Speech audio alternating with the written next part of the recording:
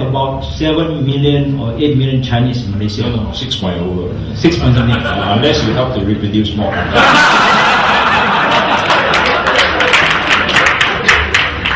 Maybe some have become Malays, I guess. Now the other thing, the question I want to ask here is, if Singapore has only about 4 million plus, and we have about 6 million something, how is it we cannot perform better than Singapore? That's my first question. The second question here is, if Singapore has GST and benefited many traders, how is it in Malaysia we cannot adopt GST and benefit traders across the board without saying benefiting just one race? Why are we not implementing GST immediately? Why are we kind of like, when we want to implement GST, some people oppose, and then we say we backtrack. Knowing very well, GST benefited many people in Singapore who are doing small-time business and making Singapore more competitive. Then I think these two issues are kind of like related. Why a smaller group can become more successful than a bigger group? And I think GST will, in a way, help to address this issue. I seek your opinion. With Singapore, one is a country, the other one is an island state.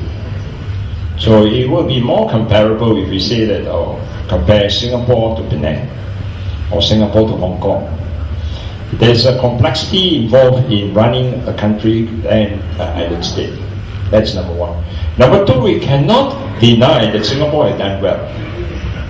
You have very good leaders who have done very well, better than Malaysia at any time. I would say that. I'm the first to admit they have done very well. I come from Johor Bahru, I know. They have done very well. And we must really salute what they have done. But we have not done badly either.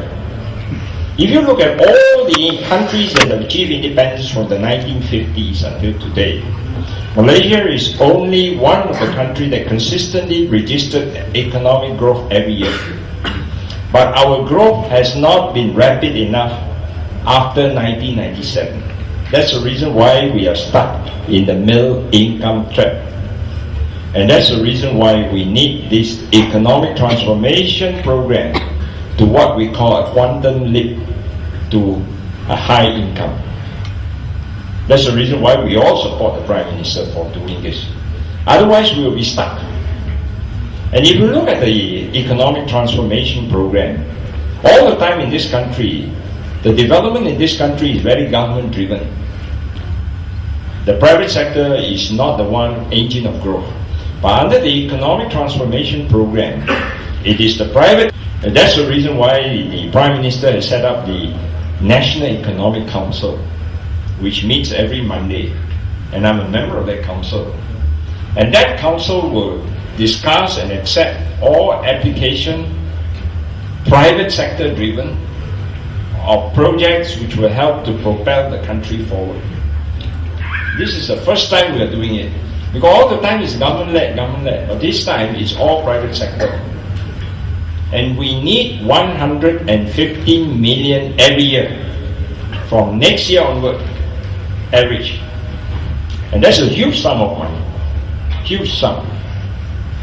And we feel that if the private sector driven and the government provides adequate support and infrastructure, in terms of infrastructure, not just roads and rail, but infrastructure in terms of financial, judiciary, everything is in place, we feel that we can lead that quantum leap, which we should have done 10, 15 years ago. We have not done it.